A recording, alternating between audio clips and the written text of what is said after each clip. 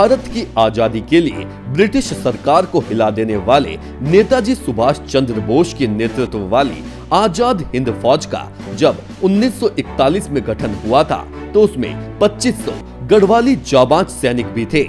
इसका नाम India independent league था। नेताजी सुभाष चंद्र बोस की 40,000 सैनिकों की आजाद हिंद फौज में 2500 गढ़वाली सैनिक थे, जिन्होंने अपने रण कौशल और देश की आजादी के जज्बे से नेताजी को बहुत प्रभावित किया।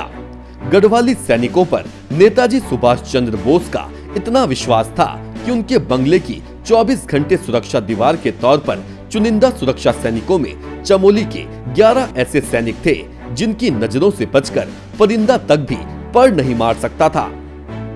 गौरवशाली रहा इतिहास। इस साल नेताजी की 125वीं जयंती की वर्षगांठ है।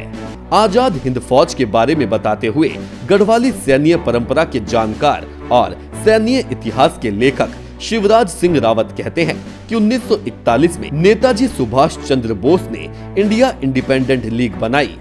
उन 5000 रणबांकुरों में 2500 गढ़वाली सैनिक भी थे।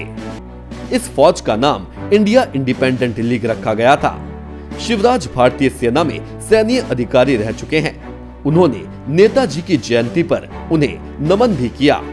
वे बताते हैं कि बर्मा और सिंगापुर में युद्ध के दौरान जापान द्वारा ब्रिटिश आर्मी के 75,000 सैनिक बंदी बनाए गए।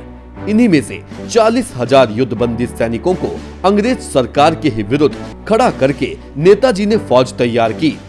तब इसमें 2500 गढ़वाली सैनिक थे। रावत बताते हैं कि लगभग 600 गढ़वाली सैनिक बर्मा और सिंगापुर के मोर्चे पर अंग्रेज सरकार और उसकी सेना से लड़ते हुए शहीद हुए थे। नेताजी सुभाष चंद्र बोस के नेतृत्व वाली आजाद हिंद फौज में अकेले चमोली जिले से ही 548 सैनिक थे। शिवराज बताते हैं कि आजाद हिंद फौज की प्रथम डिवीजन में पहली बटालियन गढ़वालियों की ही थी।